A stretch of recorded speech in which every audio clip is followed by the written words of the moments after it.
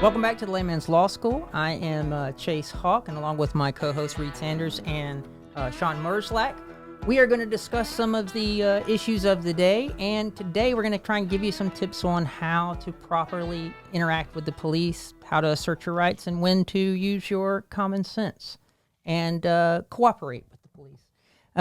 So sit back, relax, and hopefully you'll learn a few things. Guys, it's been another good week. Always a great week.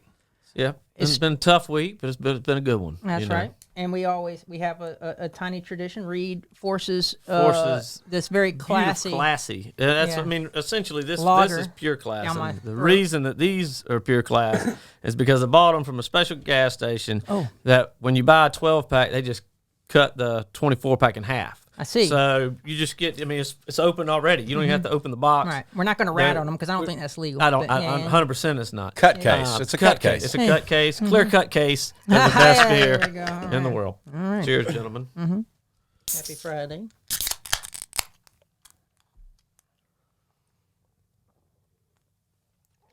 And that just welcomes you to the weekend. Okay. You can tell that's a 2022. It is a 2022. It hadn't fermented enough. A little bubbly. Tastes like dirty yellow water. Hose pipe water. Yeah. Well, today we're going to talk about a series of different police interactions. We have them kind of categorized a little bit. You have your consensual kind of interactions where policemen just come up and start talking to you. You have what's called a Terry stop. Okay, and then that is when they're actually going to come and stop and actually pat you down. And then we have the traffic stop. And ultimately, it's when they actually have probable cause and actually do arrest you. So we're going to talk about all of those interactions and give you some tips about how to handle yourself during those interactions. We're very lucky to have Shawn Merzlak here because he is on both sides of this issue, has been on both sides of this issue. Shawn, how long were you a police officer before you went to law 12 school? years. Okay. 12 years. A couple of those years I was part-time while I was going through school, and then about 8 years, most of that as a criminal investigator. Okay. And any interactions with the public? 1,000. But mostly good. Yeah. Mostly good interactions. Very, very rare, did I have an interaction that I regretted or that the person regretted. I highly doubt that. Yeah. I'm just saying, when I treated everybody with respect, and very rarely was I leaving the jail and a person I had arrested, be yelling and cussing at me. Okay. It just very rarely happened. It's the stunning good looks. That's all we bring you on. Eye candy. It could be, but I think it's more about it's about respect, treating everybody equally, and when people know that they did something wrong, and you treat them with respect, and you don't act like you're a holy god because you're a police officer. Yeah, they understand. I did something wrong. You're I doing got your caught. job. You're doing your job. Right. Thanks for not being a jerk, an a-hole. Yeah, right. Yeah. Well, we're going to do something a little bit different today. We've got some clips from flexyourrights.org. This is a organization, a group of lawyers that get together to sort of help the public and educate them about how to interact with the police and how not to interact with the police. And they produced some videos that show one of the most common interactions you have, and that's just a regular traffic stop. So I'm going to have D'Angelo back there play a video of this initial traffic stop. And we're going to talk about some of the things that are do's and don'ts here. I was ready to explode. This was like the 4th time this year I've been pulled over for nothing.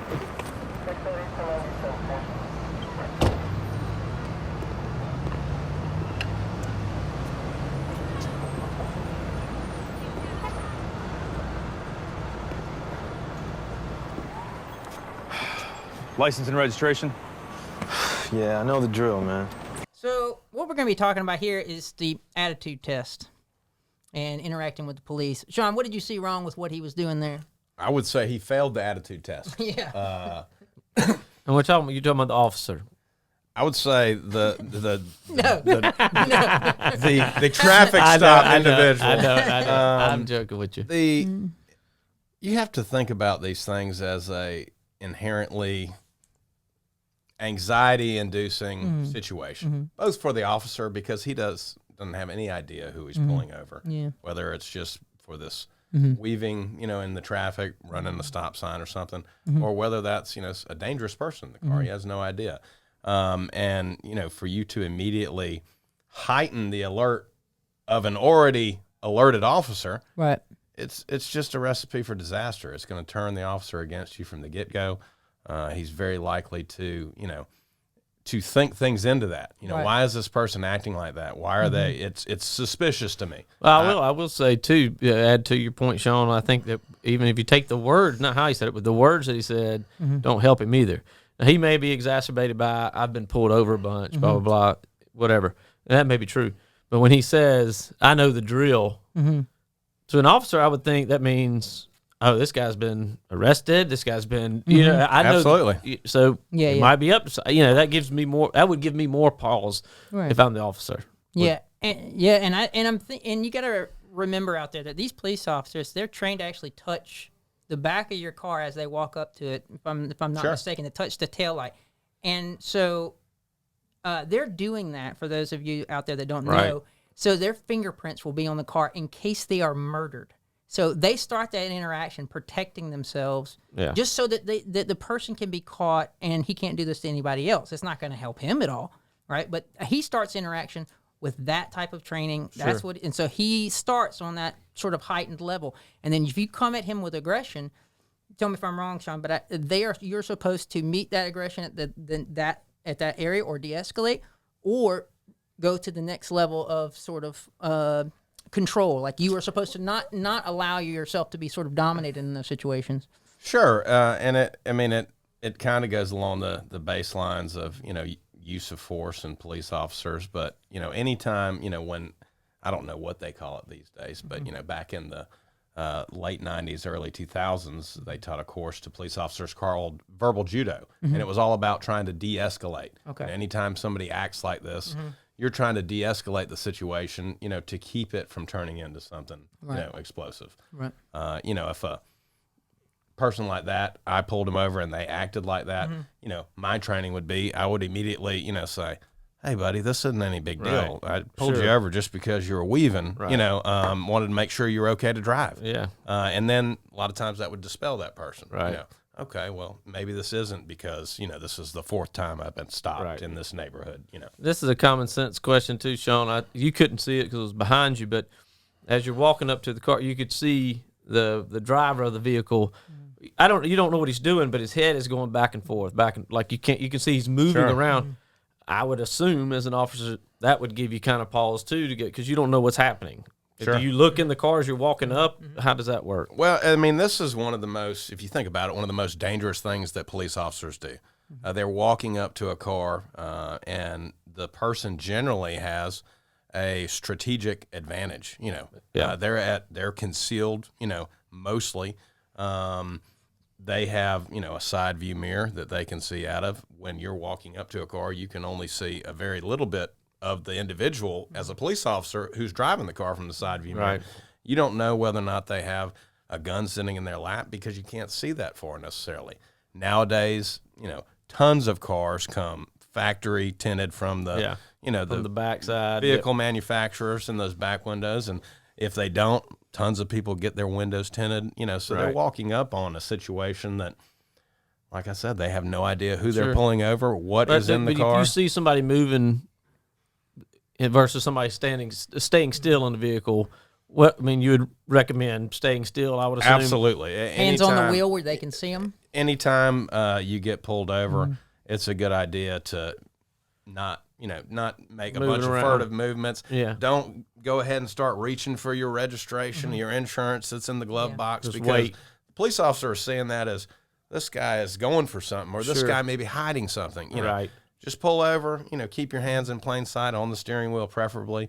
And then when the police officer asks for your license, your registration, your insurance, that's the time, for you to make those movements so the officer can observe them. No one's a threat to one another, and it's not heightening the officer's senses by thinking something might be going on. Right. And one of the other tips I've heard that police officers prefer is that at night you go ahead and turn on your light or turn down your visor. So they put on the interior light so they can actually see what you're doing as they're walking up. Yeah. They can see where your hands are, all that. And a lot of these conflicts start from get that light out of my face, man. Whatever. He's got the light on because your car's completely dark and you're moving around going in your glove box. Right. So hands on the wheel.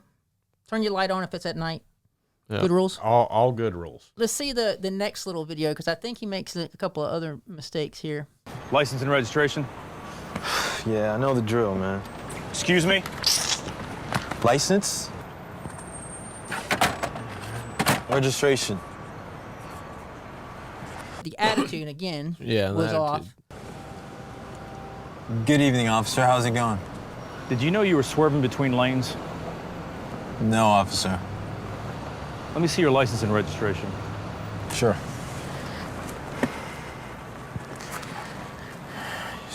My license.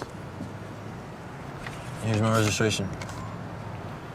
That isn't the example of how to properly handle the sort of attitude test to start out with, correct? Certainly a lot better than the first option of Right. it. You know, anytime you can, like I said, lower the alert of an officer and let, you know, that person realize that you're just cooperating, you know, you're not being a jerk and cooperating any way you can with their, you know, lawful request. The officer's And I'll say this is we're not advocating. You don't have to kiss the officer's ass. No. And you know, because these videos sometimes get a little. They're trying to show a point, so they go overboard a little bit. Yeah. a little dramatic. A little dramatic. But Good you can evening, go look- officer. Right. You know, you can be Yourself. teetoed about it. You know, you yeah. can not be happy about it. Like, I don't freaking want to get pulled over. But you get, you know, yes, sir, here it is. Like, you don't have to be like, you know, Your Majesty, yes, sir, here's my license. Sure. But it's just not that you don't have to be mean or abrupt about it. I think it seems like common sense to most people, but when you're in that situation, I think you lose your head a little bit. Yeah. You never know what that person's going through at that moment. And so it works in both ways. You never know what that officer's going through at that moment either. Sure. So, you know, it's just be nice to each other, Yeah. even in bad situations. That'll get you a long way. I think the next little clip we have is actually him getting out of the vehicle, and we'll talk a little bit about that after we watch this little part. No need for the attitude there, bro. I'm looking out for your safety and everyone else's on this road. Whatever, man. Okay, step out of the vehicle for me.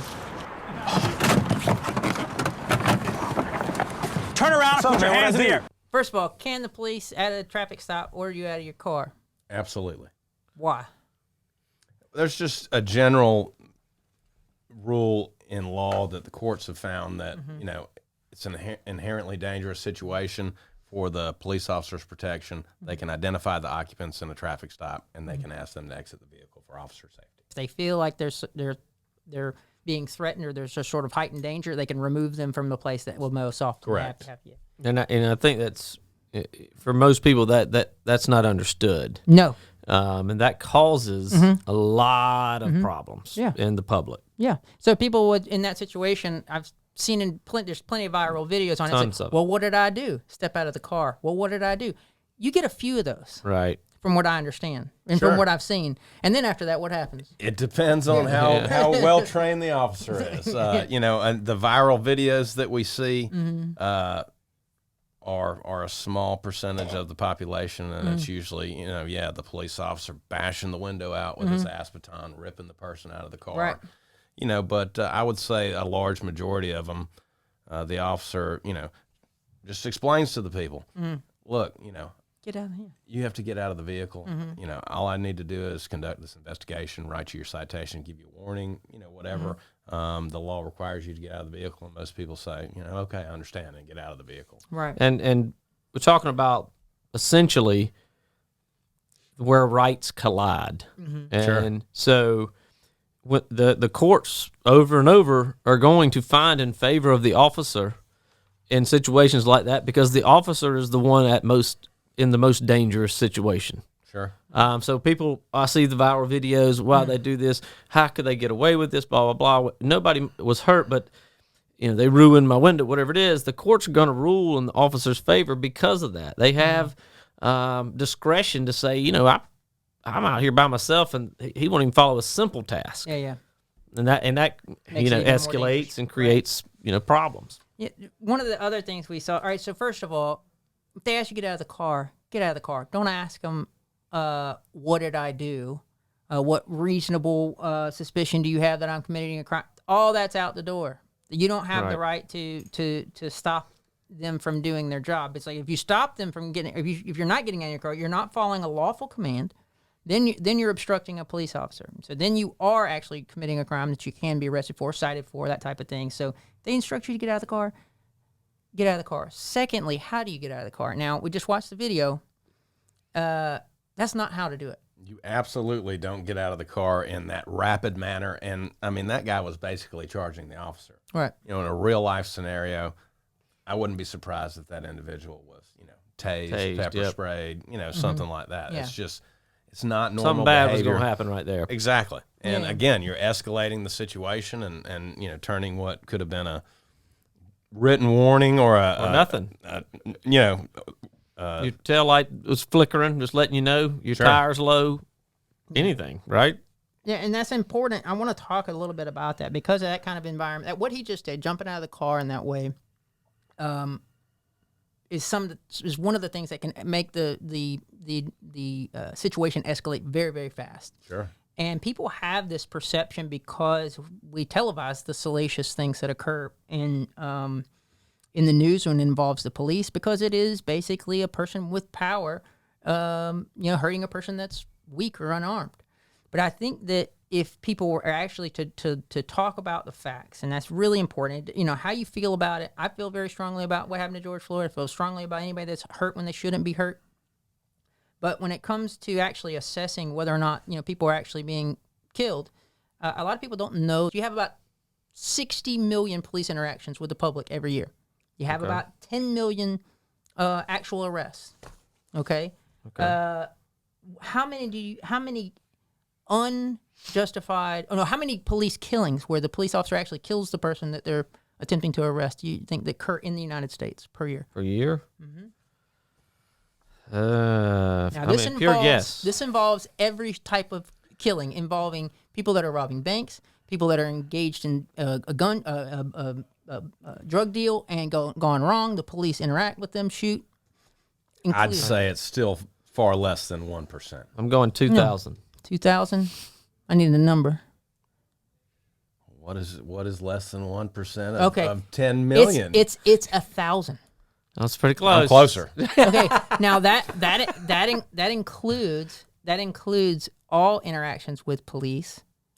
That like I said, that includes shootouts with bank robbers. Yeah, sure. People that are murdered by suicide. All those interactions. Yeah. And so when you actually look at this, we get about 150 people that are killed every year.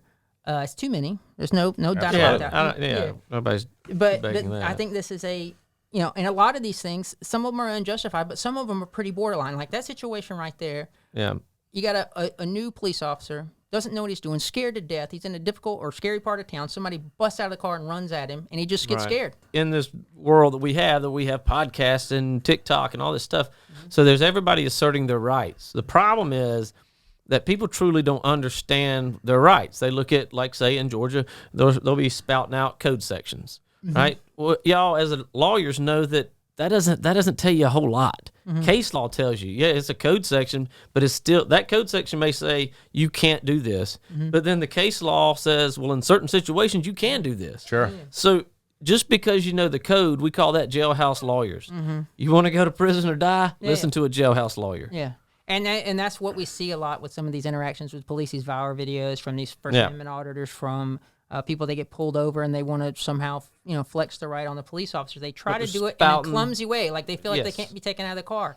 With that, no, you can't. That is a lawful. And in certain situations, 100%. They're right. But most of that's like by the letter of the code, they may be right. But the case law, which they don't know and haven't read, says the complete opposite. It just, leads you to a situation where you, as the motorist, might be inviting additional investigation, additional hassle in your life. And so, I've seen that a lot. That is a consistent thing.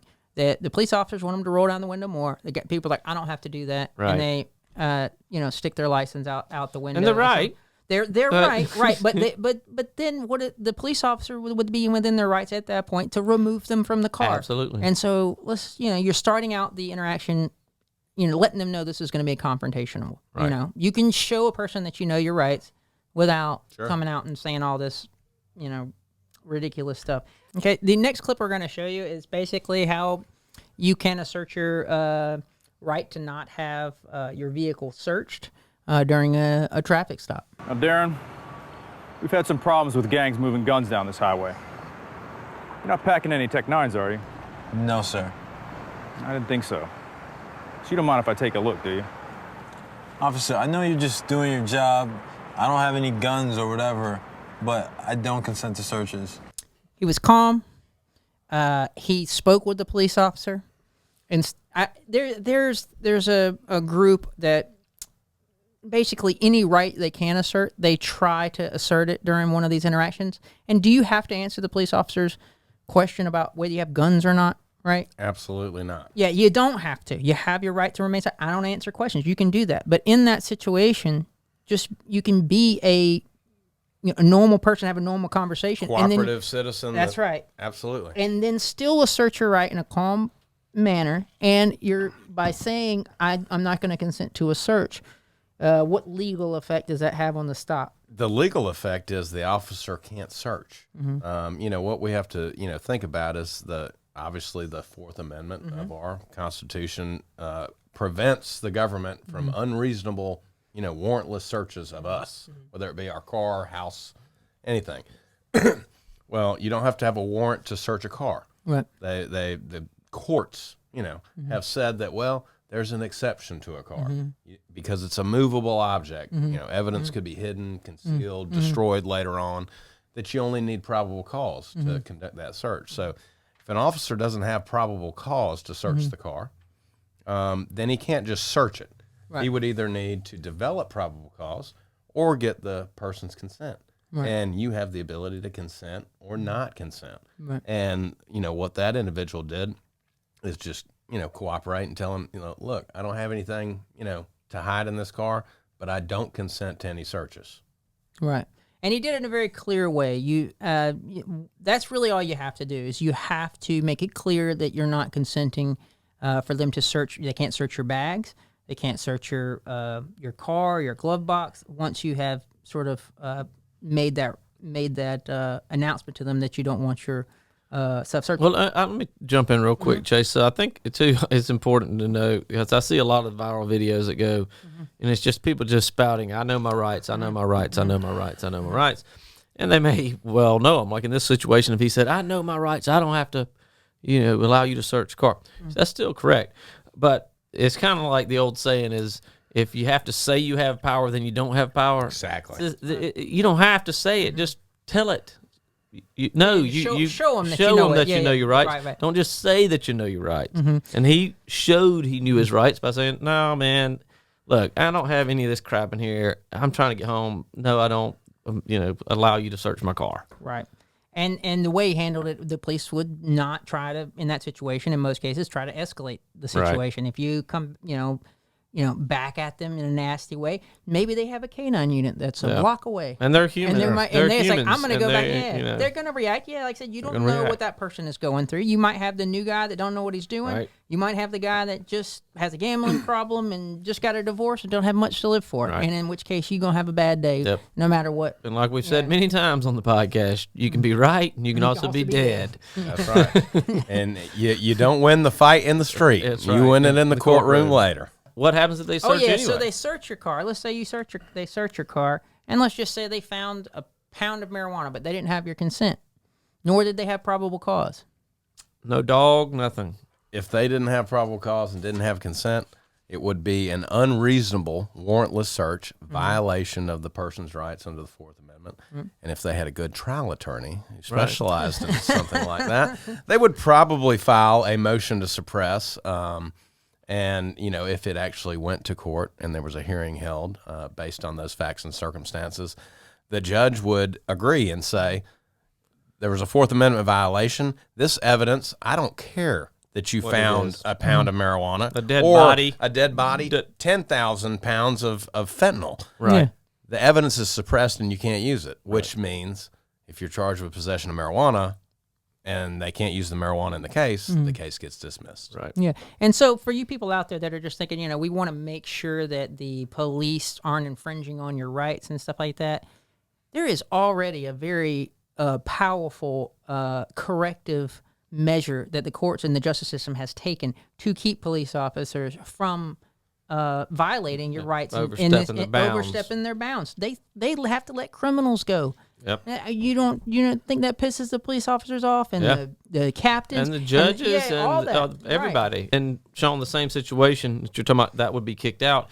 If you're getting yanked out of the car and you're kicking and screaming and trying to fight the officer, and then you get that charge, even if the marijuana gets kicked out, you're still got to deal with the other charge. Absolutely. Even if you acted in the manner that he did when he basically ran and charged the officer when he told him to get out of the car, and then a warrantless search was done after they tased him and arrested him. Right. Well, that's a whole different story. Right. That's not an unreasonable search. That's a search incident to arrest, which is another exception that the courts have carved out and said if you arrest somebody, you can search the immediate area, that they were, in. Yep. So there's just so many things that it's so fact specific to every type situation that you have to do. You talked a little bit about it. We were talking about probable cause. When we talk about probable cause, that is such a weird phrase because it's how you define it. You can define it in words, but it's almost like the definition of pornography. And it's just like when you see it. Exactly. So, but no, it usually has to be more than a suspicion. It has to be more than a hunch. You have to be able to articulate. It can't be Columbo. Exactly. Yeah. and then in order to justify the search, and so there's certain things that justify a search. For instance, if he were to pull you over for speeding, that isn't probable cause that you've got something in the car that's illegal. It's only probable cause that you were speeding. Right. Exactly. But if he pulls you over and let's say, for instance, he sees the little Ziploc baggies that are just about the size of what you put dime marijuana in. bags. Yeah, stamps. dime bags. That you put stamps in. Yes. There's never drugs in those bags. I see. He sees those sitting on the dash, or he sees a shotgun sticking out from under, or shot-off shotgun sticking out from underneath the car. A little Cheech and Chong pipe. All those things, right? You never know. Right. Plain view, establishing probable cause. Right. So if it's in plain view, if they can see it from outside, from just looking through the window of the car, and they see something that is illegal or likely to be illegal, that would give them probable cause to actually search the vehicle under those circumstances. And therefore, they wouldn't need your consent. Right. So if you have like an expired tag, that's a probable cause that your tag's expired. Right. Not that to search your vehicle. Here's what I think the public needs to understand about what y'all are saying is you don't have to know all these rules, right? You don't have to know what is probable cause and what's not. All you have to do is say, I don't allow you to search this vehicle. Right. Then if they say, we're searching it, don't fight them. Say, okay. Yeah. Then you'll find out if they had probable cause or not. If they didn't, then it goes back to what Shawn was talking about with the case. It gets thrown out. It gets thrown out. Yeah. But if you start fighting or whatever because you think that whatever paraphernalia was not probable cause, right, then you're in trouble. And that's always what we talk about all the time. We have calls in the middle of the night at a scene or something. It's you can't win the case at the scene. You can win the case in the courtroom. Yeah. And what I think happens to the general public is they want to win the case at the stop. Absolutely. And they know what their rights are. They might be right. They're being infringed upon. For instance, I've seen these people. They start talking to cops and they say it's my First Amendment right to speak however I want. Right. And so they will cuss at the cops and say, get back in your effing car. Give me my effing ticket. Right. Well, that is your freedom of speech, and it is protected by the Constitution. Sure. However, just for instance, in the state of Georgia, if you do that in public and there is a 14-year-old around, okay, there is a code section that says that you are now disturbing the peace, right, for which you can be arrested. Now they can pull you out of the car, search your vehicle. And it's not a person with lawful authority to shoot you if you threaten them with a gun that's trained. That's outside your car. That is not the person to have a confrontation with at any time. And even if you don't commit another crime, the attitude of the individual and the way that they portray themselves and act toward the police officer can change the result. We talked about it earlier. Whether you got a warning, written warning, arrest, anytime there's probable cause that you violated any law in the state of Georgia, right, the officer has discretion of what to do for the most part. If if you received a ticket for running a stop sign, the officer can give you a verbal warning. He can give you a written warning. He can write you a citation with your promise to appear later on at court. Or he could take you to jail right there. Yeah. That's their discretion. Yeah. Obviously, it's more economical, more efficient, to write people tickets, let them show up to court later. Yeah. But a person acting in a specific way, like these people, that you see videos of people that say, I'm not signing anything. Well, you're not signing. All you were signing is that you received this ticket and you would show up for court. So, okay, you're not signing it. You're still getting this ticket. And you're going to jail. But you're going to jail. Well, and I think it's also important to note that we're talking about the person in the vehicle. And we're also talking about Shawn, what Shawn would do. Shawn is a level-headed, nice person, right? Yeah. I don't think there's one of the greatest compliments I've received all week. There you go. And Shawn, I want to go back, if I could, to what you said. It's like, that's a crime if you don't, you've ran a stop sign. That's a crime. They can take you to jail if you don't agree to show up. So I learned that lesson the hard way. Listen, we don't need to talk about your criminal past. I used to have a lead foot, and I'd had about 10 speeding tickets in about 2.5 years. But I was relatively sharp then before I went to law school, and so I'd watch my father go up and say I would like a jury trial on the speeding ticket, but in lieu of a jury trial, or you can reduce the points down, right? He had done it. He'd done it enough that you learned it. Yeah, I'd learned it, and so I started doing. So he knew about 6 or 7 of the speeding tickets, and he didn't know about the other ones where I was getting 95 and a 45 and stuff like that. Well, I showed up before Judge Brown with a 95, and I was walking into the courtroom, and it just so happened Dad was walking out, and he's like, "What you doing here, bud?" Nothing, Dad. And I explained to him what I was about to do, and he says, "Oh, you got to go. Let me see your ticket." And it was 95. He said, "Oh, you going to jail?" And I was like, "What?" And he's like, "Yeah, you're going to jail." I said, "Yeah, it's a speeding ticket." He's like, "Speeding's a crime, and you are a criminal. Criminals go to jail." And so he's like, "Come with me." And so we had to hustle. Yeah, we had to. He may have called in a favor there.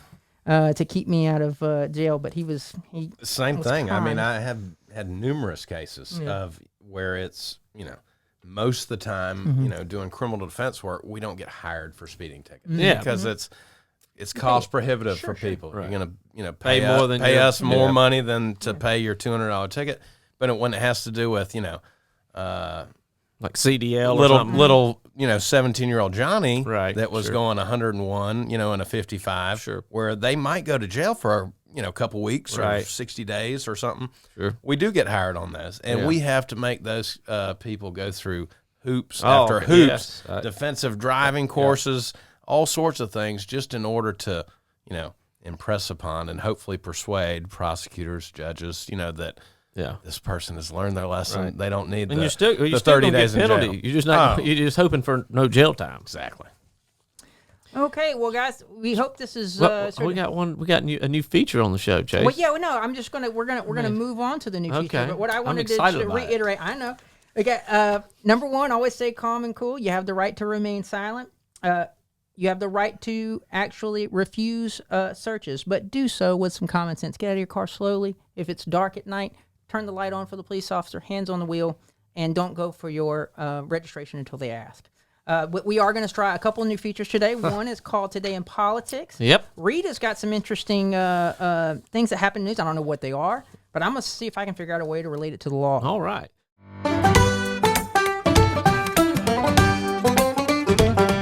We got to cut to Reid for the current events. So today in politics, I've brought y'all a video from Rhode Island. Oh, my goodness.